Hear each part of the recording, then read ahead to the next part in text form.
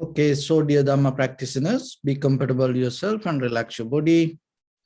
Keep your back straight, neck head straight in one line, and your right palm on your left. So gently close your eyes and bring your attention to this bell sound. And while you're focusing to the sound, mentally relax your body, relax your mind, and relax your breathing with your thoughts. So do nothing extra. Just follow the sound, please.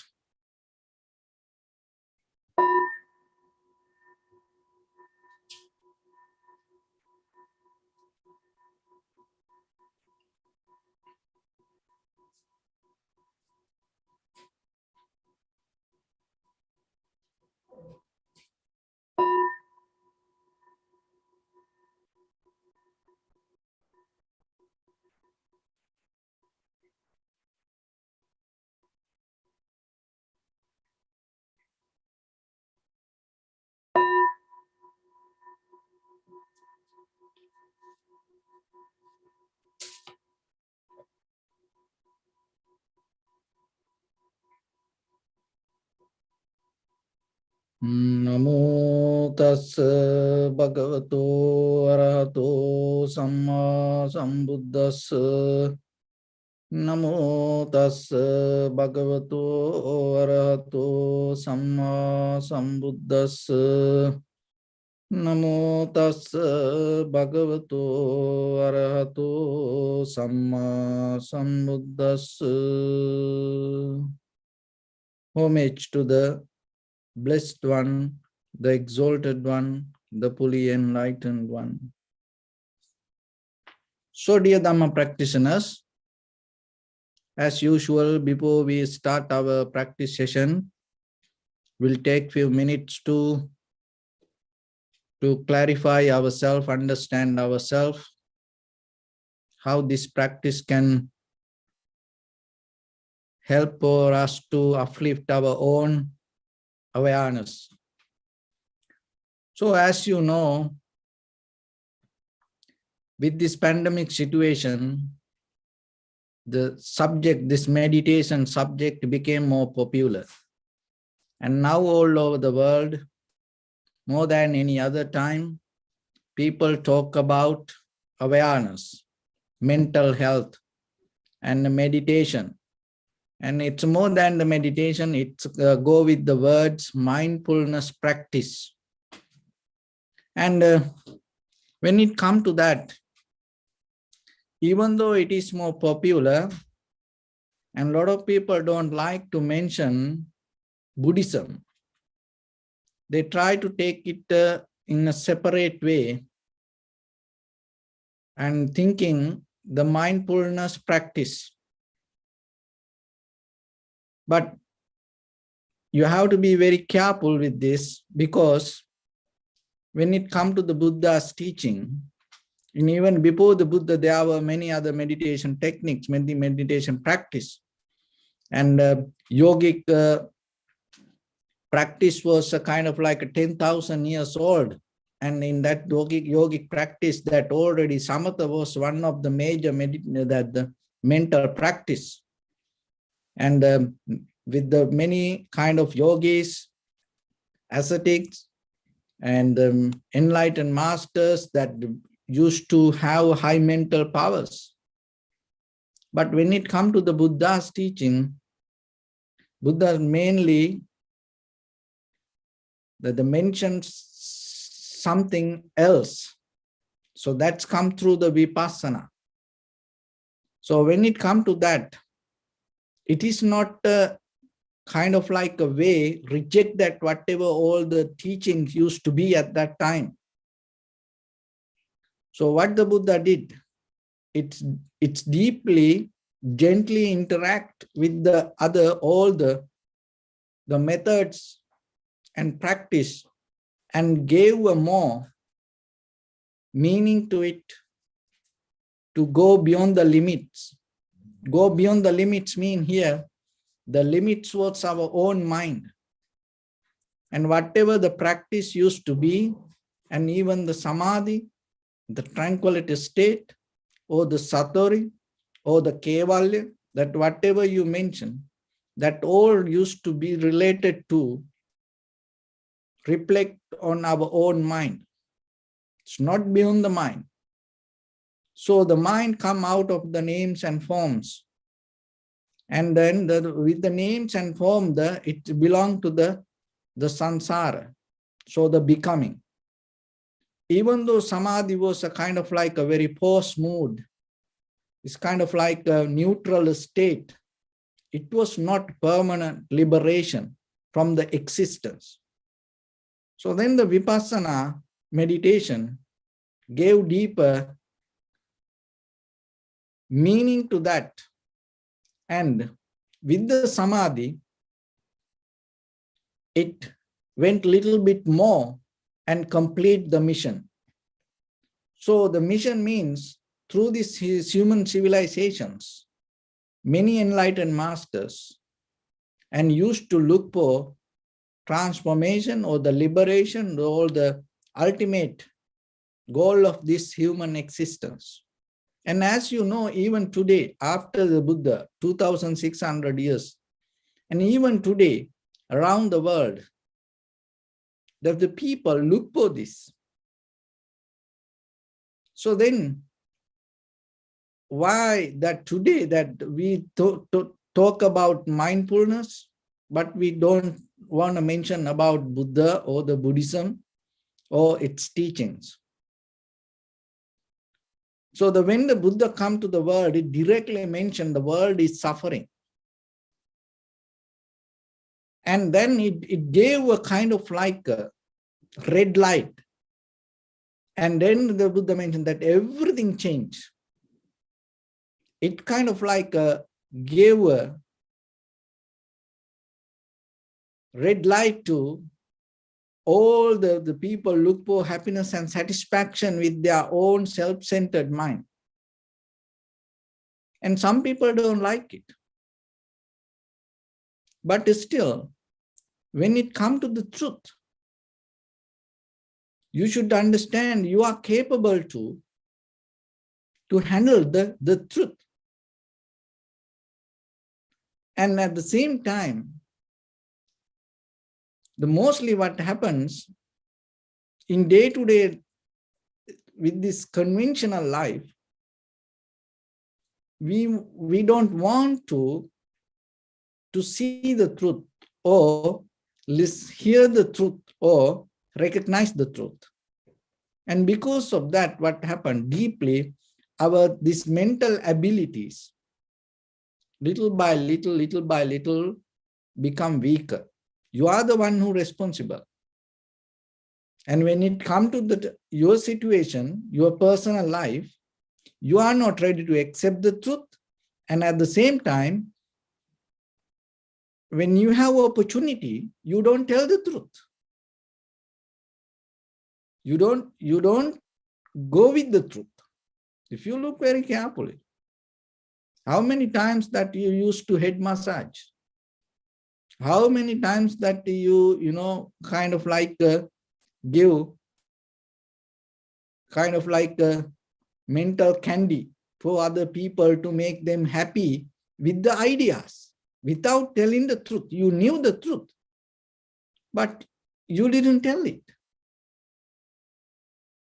So then how you can expect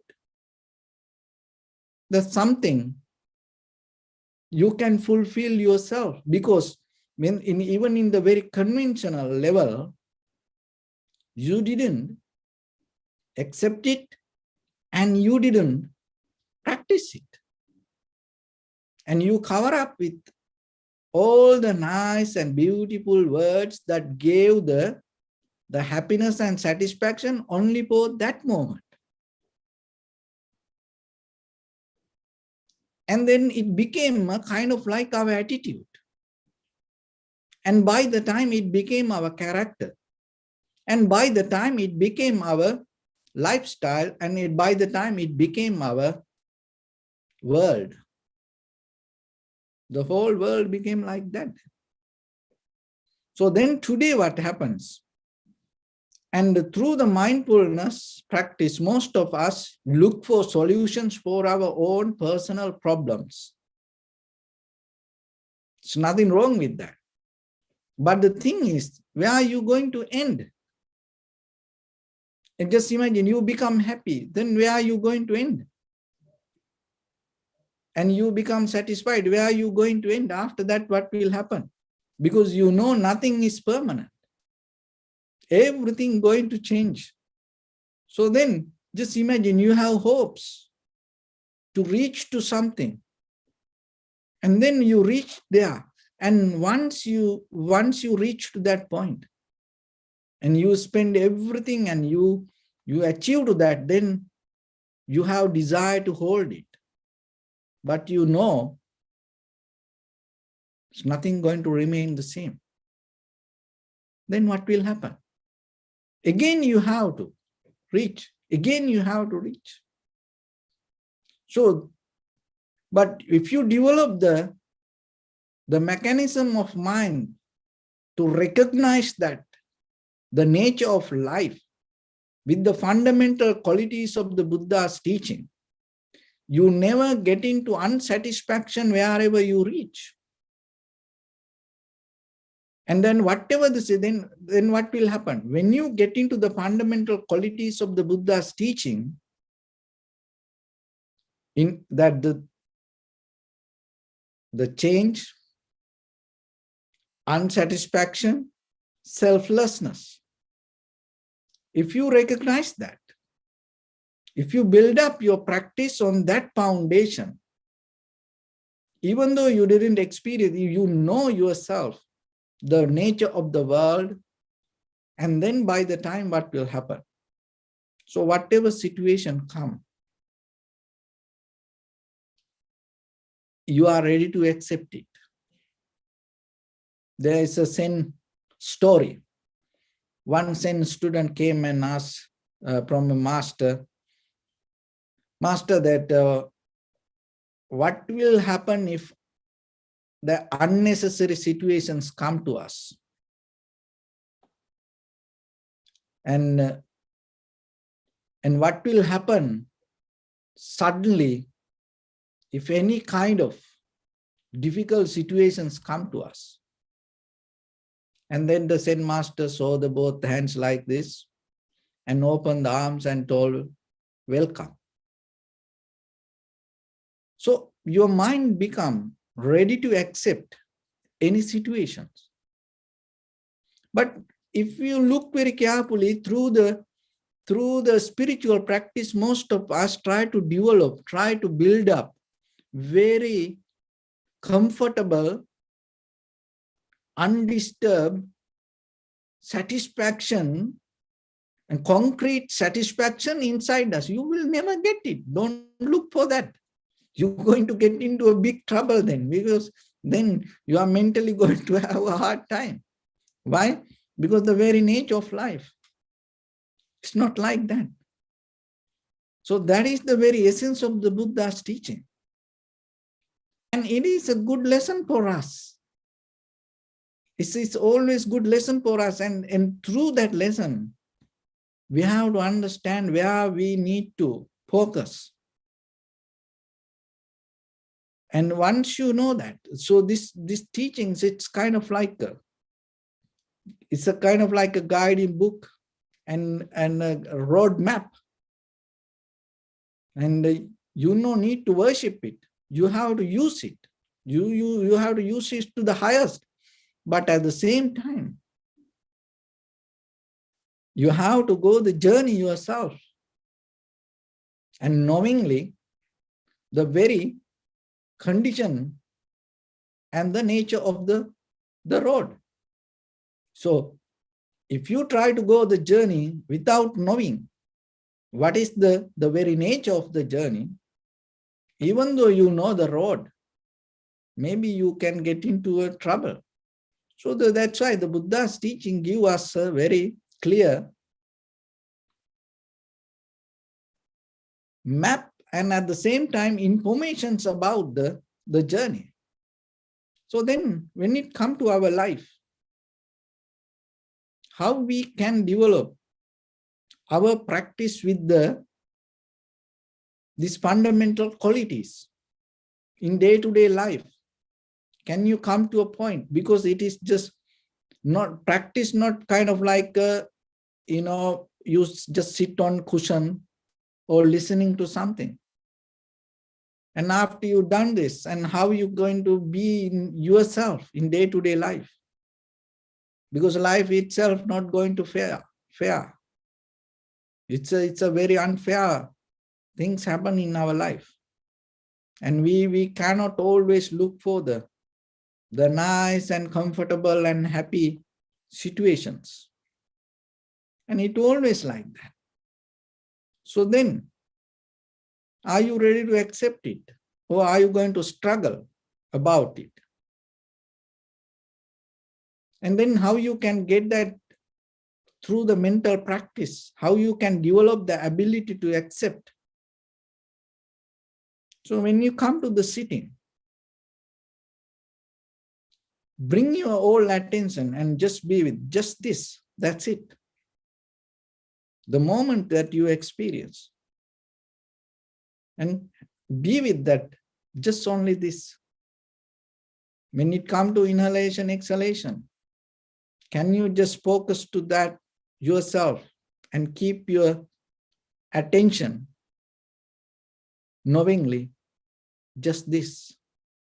And once you have that ability, it gives a moment to settle down. That is very, very important. And once you have that ability, that doesn't mean you're going to develop. Remember this, you're not going to develop a very concrete samadhi. It's not going, it is not our purpose. The very solid samadhi, that very unmovable, undisturbable, the mental state. No. Once you have a tranquility state, it's kind of like you finding a very balanced place to sit and observe deeply, thoroughly. And when you observe that, the itself your mind, itself your body, itself your feelings, itself your own inner experience, you have to be like a person can break all the rules. That is vipassana. The rules doesn't mean that you develop that you gain from outside. No, there are a lot of rules that you develop by the time only by yourself. This is the tricky parts. We try to gain that all the happiness, success, and the enlightenment, keeping that all the rules. We don't want to break that rules. But remember, you became like this and you are today, experience this life as who you are because of that rules you used to build by the time. So if you don't want to break that rules, you're going to be the same tomorrow. So now when you're willing to break that rules, that's why we stand with the Dharma. That's why we have the faith towards the Buddha. That's why we come with the community of Sangha. It's a very safe environment for you to let go all the rules that you build by just yourself, with your self-centered mind, your own point of view. Once you release that, your mind is going to be open. And once you release that, once you come out of the self-centered view, that means the habitual patterns or the emotions or mental patterns that you used to develop as habits because of the study or the culture, traditions, or the parents or any. And your mind going to become completely free. And itself then capable to recognize this perception. So with that, all the experience or the patterns and the habits or the culture, traditions, if you try to recognize something, what will happen? This is what happened. So as you know, this pen, that when you see it, so it through the computer or the cell phone, now you can see it. So even though you see this way, and when it comes to your eye, there is no pen going to come to you. It's happening in your mind. And beyond this eye, that the mechanism is completely different. So beyond this eye, when it comes to the brain, water, protein, and electricity. So this kind of things, since there is no pain. But this whole mechanism follows some kind of pattern. And that pattern responds to the consciousness. So the consciousness is just not only your physical parts. So that's why we are different from robots. We are different from machines. So the consciousness responds to the moment. And at the same time, consciousness has ability to create the pattern, go with the pattern. So then two abilities. It has ability to go with the pattern, and it has ability to respond to the pattern, the respond to the moment. So when you see a pen or when you experience anything in the moment, if you are not practice well to recognize, this is important, to recognize what will happen when you see something, your consciousness start to overlap or go with the pattern. And when it go with the pattern, you think you recognize. It is not the recognition. So why we need to practice meditation? Because we not normally used to have that ability when something happened just to recognize. Why? Because we depend on memory. So then deeply what happened is deeper inside, that whatever happened in your head and in your body, this everything, when the perception comes, and it start to go and hold with the whatever comfortable for it, which is habits or the patterns or the memory. And then you lose the recognition. So by the time if you develop a method, drop that ability to go with the memory and but just be with the recognition, by the time you start to see your own thoughts, that means the consciousness, when the perception comes, your awareness, because it's not going to go with the thoughts, that go with the memory, your awareness able to see the thoughts happening according to the perception. So when you have the ability to see the thoughts, remember, it is not the outside, the perception. You have the ability to see the thoughts,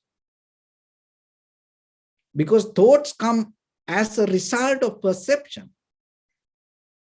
So once you have ability to see the thoughts, you will see when a thought comes, it is good or bad, right or wrong, happy or unhappy, sad or worry. So like that, you able to recognize that, you can evaluate that thoughts.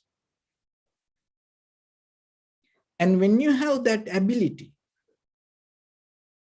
by the time you develop a method deeper inside,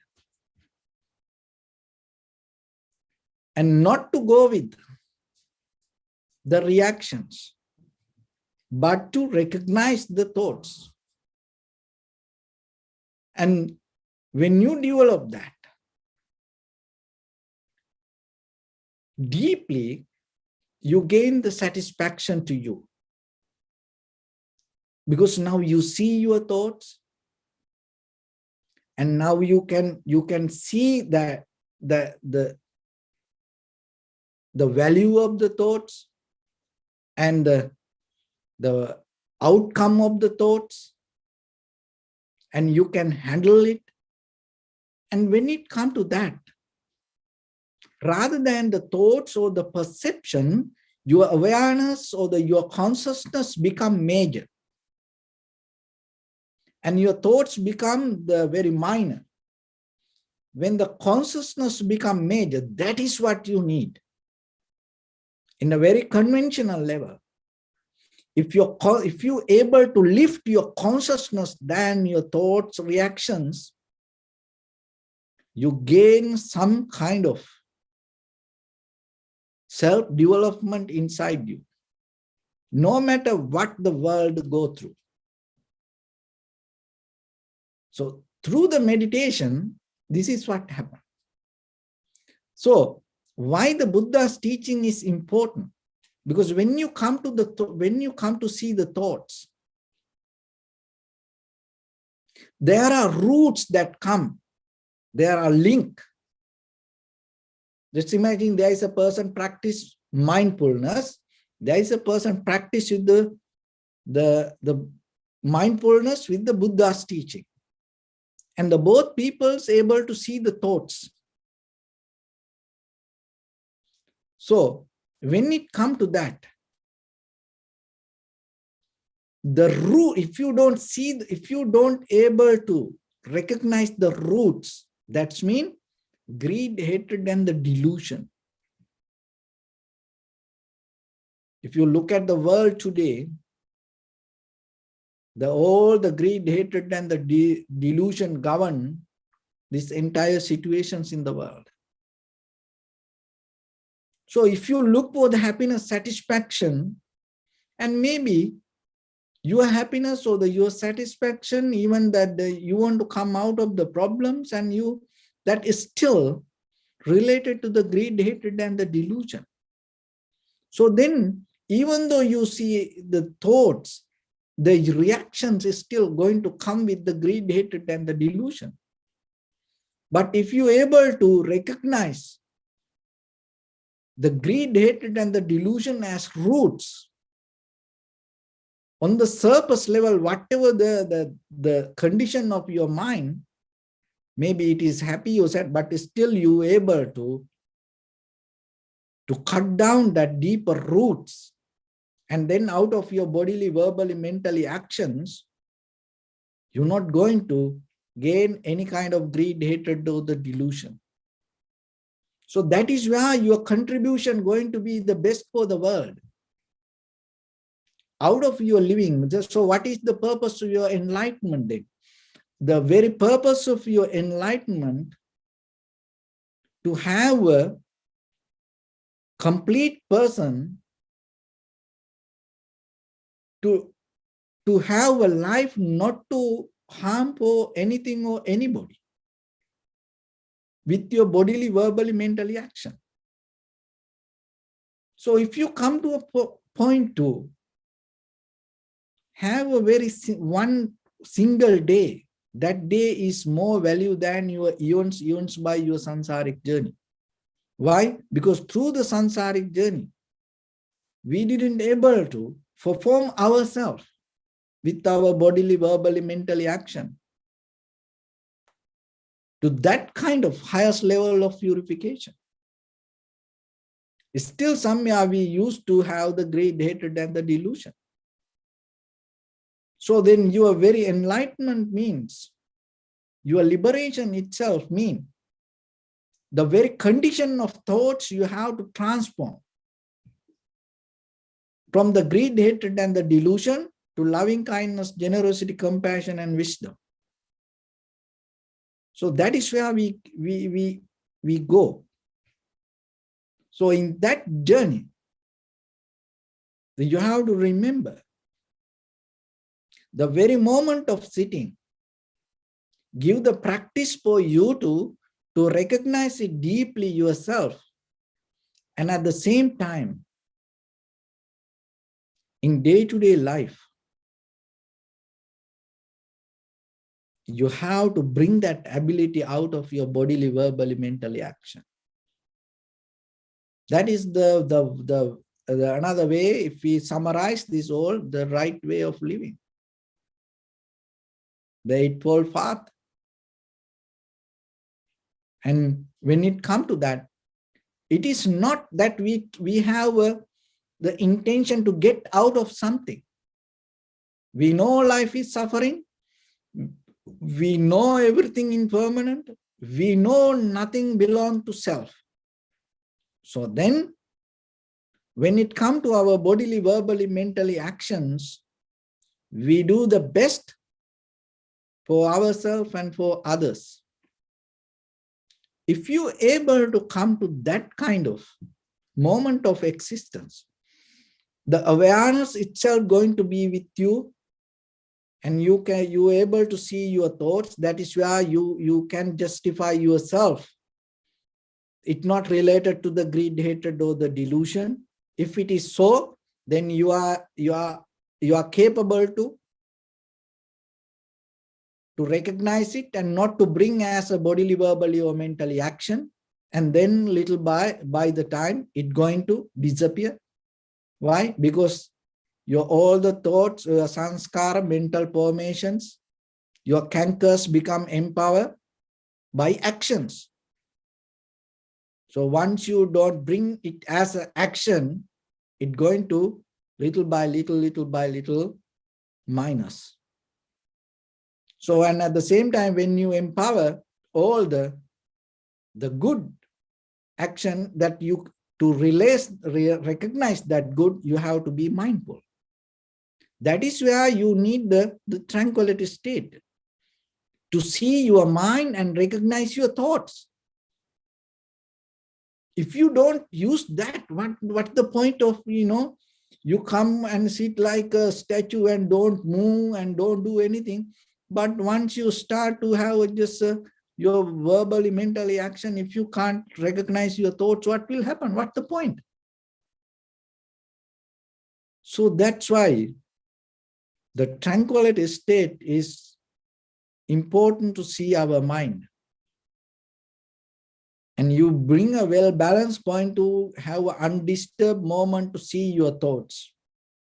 And once you have it, from there start your journey. And if you want to go to the vipassana deeper, and then you have a well-balanced moment, and deeply, thoroughly, you observe your inner experience. And when you observe that deeply, you recognize this everything happens as a result of something else. And that is where we go to the causality, cause and effect. When you see the cause and effect, and itself will help you to get out of the idea of existence. Because you know, even though it appears as something, it depends on something else. Then that appearance is kind of like the moment of experience, but not permanent. That is the key point. So then how you can apply it to yourself? That you appear like this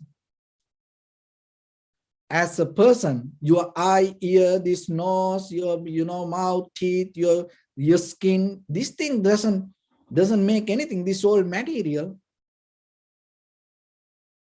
No, but when this everything that, and at the same time, when you come with the consciousness, that recognition comes. So if there is no recognition, what the point of having this, that all the organs? So then the recognition is moment by moment change. So the very meaning of life is the recognition. And once you know that recognition is change, the very meaning, the very purpose of life is the recognition, and the recognition change. And then that will help you to release the idea of the self-existence. And that is where you enjoy the life. That enjoy means it's not the conventional level of, having fun. It's a more deeper level of silence, observation, and acceptance. And when it comes to that, it's not you are kind of like somebody separate from everything. When it comes to that, you recognize you are this experience, this recognition is the ultimate result of your entire samsaric journey. And all this samsaric journey, you went through hell and heaven, and today you came to this point, and in front of this computer or the cell phone, and now you experience, you recognize that is what you deserve through this journey. But if you think about something else, you miss this point. But at the same time, you have to understand, even though you come to that ultimate moment of experience, that moment of experience, not to hold something, but to just go with it. Can you do that? If you can do that, you're not going to collect the memory. You not hold it to the memory. So when the mind not interfere with collecting memory, it always interfere with the experience. When the mind interfere with the experience, it's always be with the recognition. When the mind always be with the recognition, you always be with the understanding. When you are always be with the understanding, your mind has no moment to go past or the future or the analyze like that way. Because that the very moment of your experience become your recognition and your understanding and your wisdom. Only the human being can do that. Only you have that power to do it. Because this kind of recognition, this kind of consciousness not going to happen through another animal. It's different. And there was a beetle in Australia, and that beetle used to catch the female through the color, and then that when the female need that the male beetle, it illuminates some kind of color. So then what happened? By the time there was a beer company, when the people drink the beer and they throw the bottle out, and by the time what happened, that beer bottle start to reflect the same kind of color like the female beetle. And then what happened? The beetles start to, go into the beer bottles rather than go towards the female beetles. And by the time the Australian government cancelled and changed that the shape of the color of the bottle, because by the time they recognized, these beetles start to disappearing. The reason was that the beetle didn't recognize the female, and they used to go towards the beer bottle. Because it happened to a lot of animals. They can go towards something, but the human, the recognition, it's not going to happen. That's why everything in this world come by the human creations. But the thing is, and sometimes we caught up on our own imagination, and as a result of that, we lose the ability of the real recognition. So then when it comes to something, you have to come to a point to recognize that when you recognize something, is it real recognition or is it fake? The fake means reflect of your own thoughts or the mind or your own habits. So getting to that level, that is where we go with the step-by-step practice. So in the beginning, we come to a very primary mental object and settle down there and develop a mental discipline to be with the moment of recognition. And once you go with that, little by little, you develop a certain mental ability to see clearly. Once you're able to see clearly and deeper, you can develop the ability to recognize, analyze. So when you're able to have the experience to analyze your own experience, you recognize who you are. Because experience and experiencer, perception and the perceiver, subject and object, this all has the same nature. So you have the same nature like this entire universe. So then why you don't experience it? Why you don't give a kind of like a try and go that journey? And just a moment of, if you're able to settle down and be with it and recognize when a sensation happens, when a breathing happens, when a thought comes, when you're able to experience that deeper level and you recognize the nature of you and you recognize the nature of the world, and that will help you to come to a point to decide yourself. You want to go this journey forward, or this is enough for you. It is up to you, but you cannot decide it today. You can decide it when you see the very nature of the journey. So to see that, we come with our observing our own inhalation, exhalation in front of our nose and upper lip area. Just allow it to happen. But at the same time, bring your fully attention and observe it and recognize it, be with it, and see how the moment by moment, moment by moment, that you experience it. And no one doing it, no one responsible for it. It just there happening.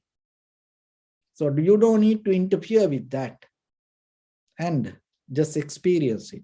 Don't try to verbalize it. Because once you verbalize it, it start to go to all the language and the mechanism. So that's why don't verbalize it, just be with it. And then by the time, if you're able to settle down with that, don't mesmerize, but deeply observe, thoroughly observe the experiencer, you, and who is this experiencing this, and what is this? Is it beyond the body or it is the body? If it is the body, how it is happening? You will see it, but from not like this. In the very first level, you have to go to the tranquility state. From there, you can observe. So just so we'll practice a little bit. Keep your back straight, neck head straight in one line, and your right palm on your left. So bring attention to your body, please, and observe head to toes 3 times yourself and say Sopateva, or may I be well and happy. 3 times.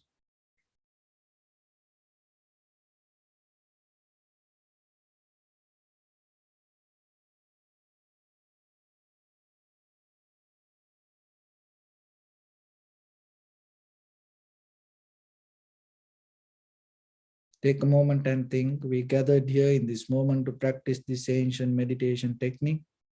All the Buddhas, all the enlightened masters followed this path and achieved wisdom. So we also gathered here to accumulate that knowledge. In this moment, with this sitting, may my body become more comfortable. May my breath be more smooth. May no difficulties come to me. May all the success come to me.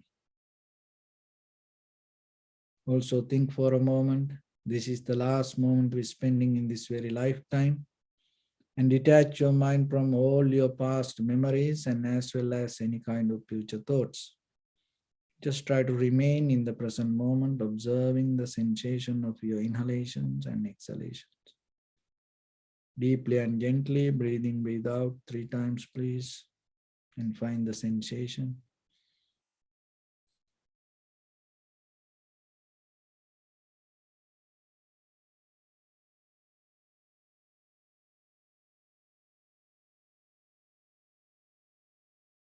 Allow your inhalations, exhalations happen itself. Do nothing extra. Just observe.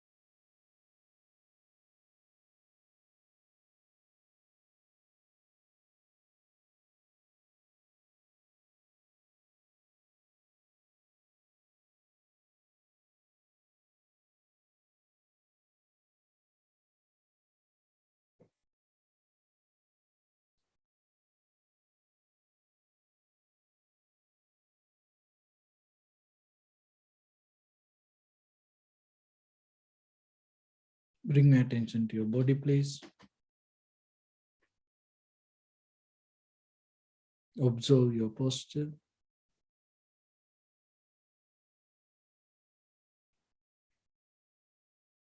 We cultivate loving kindness and compassion in our heart and radiate it as a light through entire your compound, village, city, state, country, world, around this universe. Also as far as you can, through galaxies, other planets, stars. Reminding yourself like this. With clear intention, mentally repeat after me.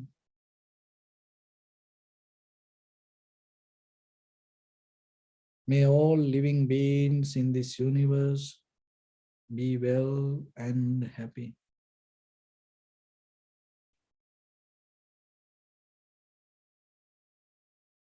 May everyone be happy and safe. And may their hearts be filled with joy. May all living beings live in security and in peace.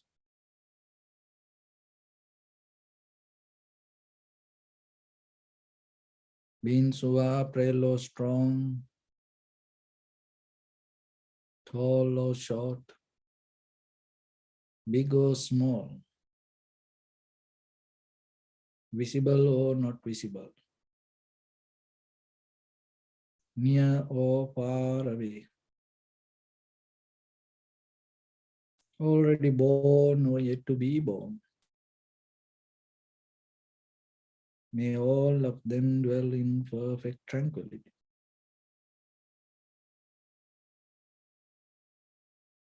Let no one do harm to anyone. Let no one put the life of anyone in danger. Let no one out of anger or ill will wish anyone any harm. Expand the loving kindness and compassion beginning from your heart. Forward. Visualize yourself and send it as a light.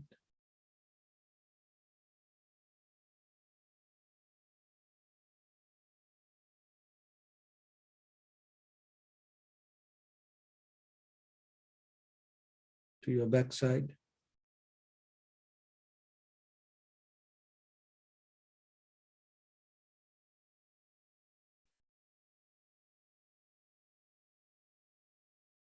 To your left side.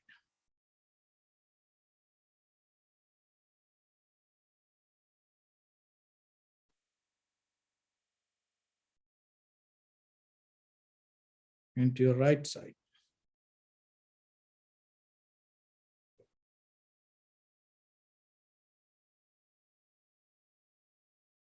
Downward.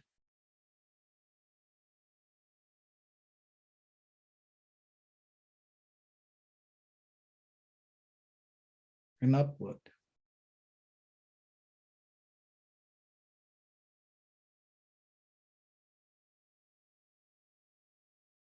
To all 6 directions at once. Like the moon, the sun, spread the light, spread the energy without any condition, without any limitation, without any resistance or without any judgment. Let your heart to shine with the loving kindness and compassion from the bottom of it with the maximum effort to the highest. Wishing yourself, may all living beings in this universe be well and happy.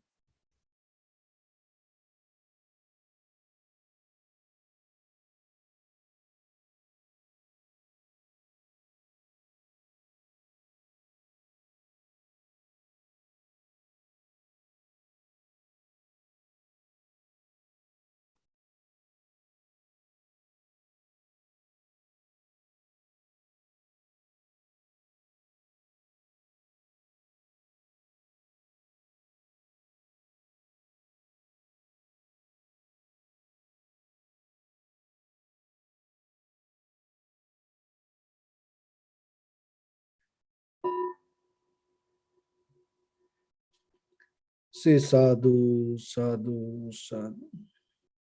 So first of all, we offer this practice to the great qualities of the Buddha, Dhamma, and the Sangha.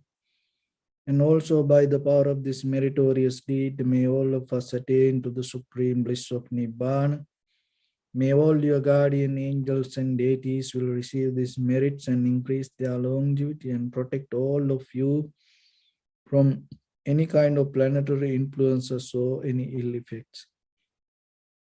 Ittavata cha ammehi sampadam punya sampadam sabbe deva anumodantu sabba sampatti siddhya sabbe bhuta anumodantu sabba sampatti siddhya sabbe satta anumodantu sabba sampatti siddhya imaya dhammanu dhamma patipattiya buddham pujemi dhammam pujemi sangham pujemi Attaya imaya patipattiya jati jara vyadhi maranam ha paribunjissami Igamme punya kammang asavakkaya vaham hotu sabba dukkha pamunchutu. Bless you.